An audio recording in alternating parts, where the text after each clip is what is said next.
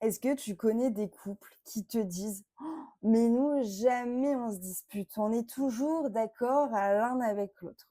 On en a tous dans notre entourage, hein, des couples comme ça.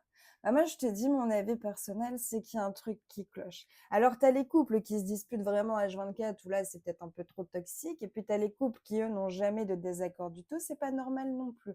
Pourquoi? Parce que à partir du moment où tu as un désaccord, c'est juste que tu exprimes un besoin différent de ton partenaire. Et c'est une chose très saine d'avoir des besoins qui sont totalement différents de ceux de ton partenaire. Vous êtes 2 personnes distinctes avec des envies, des besoins, des ressentis, des émotions qui vous séparent, qui vous différencient. Et donc, il y a un moment donné, quand tu rencontres un conflit avec ton conjoint ou ta conjointe, c'est juste que tu es dans l'expression de ce besoin. Et donc, tous ceux finalement qui disent: «Ah mais nous, on est tout le temps d'accord», c'est pas vrai.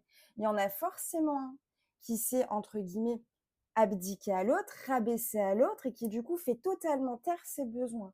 Et donc, il accumule, il accumule, il accumule. Donc sur le court terme, cette solution, elle va marcher. Ça peut éviter effectivement des zones un peu de turbulence dans la relation, et cetera. Mais finalement, sur le long terme, les conséquences vont être dramatiques.